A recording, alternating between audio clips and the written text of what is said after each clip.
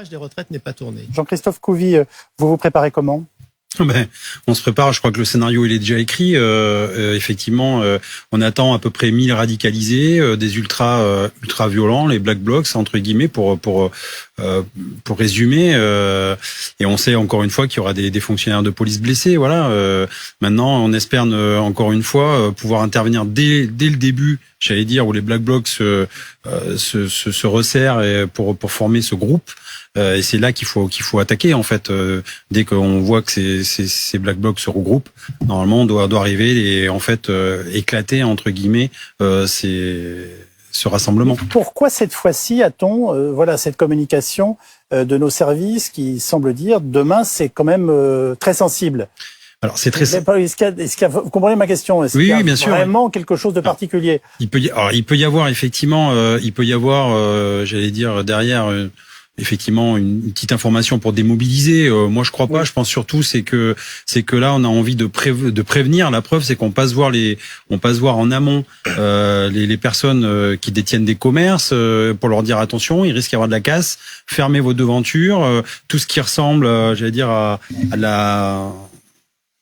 l'argent, enfin, vous savez, au business, etc.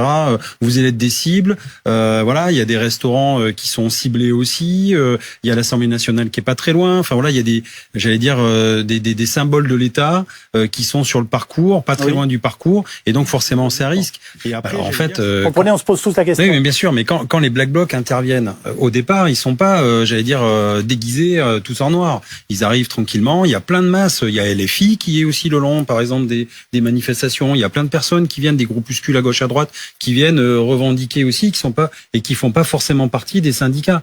Et donc ils prennent le bitume en otage, ils se mettent devant, et puis petit à petit, les parapluies arrivent, et ça commence à changer, ça commence à s'agglomérer, et puis ça se forme en black bloc. Oui. Et donc du coup, les policiers, nous on intervient quand il commence à y avoir des dégradations, parce que pour l'instant, tant qu'il n'y a pas de faits commis, on peut pas intervenir, on peut pas empêcher les gens d'être sur la voie publique, mais du coup, dès lors qu'il y a de la casse, eh bien, on intervient et on essaie justement de briser ces groupes.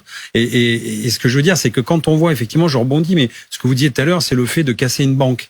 Une agence. Le but, c'est aussi d'y mettre le feu, parce que vous avez vu que l'emblème des black blocs, toujours, c'est le feu. Il faut tout cramer, tout brûler. C'est la révolution permanente. C'est la violence. La politique, c'est de la violence. En fait, tous ceux qui font de la politique normalement sont des enfants de cœur. Eux, c'est la violence et c'est leur vecteur pour imprimer ça dans la tête des gens. Et donc, quand on a 2400 policiers, enfin forces de l'ordre, depuis début janvier qui sont blessés, moi, je trouve que ça, c'est un score de la honte, parce qu'en fait, encore une fois, on paye un lourd tribut. Et en fait, ils sont que 1000.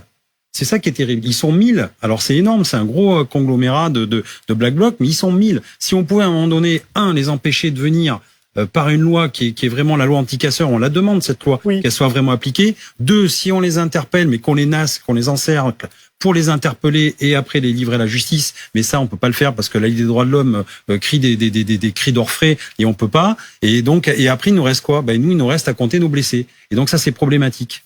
C'est le Chamani.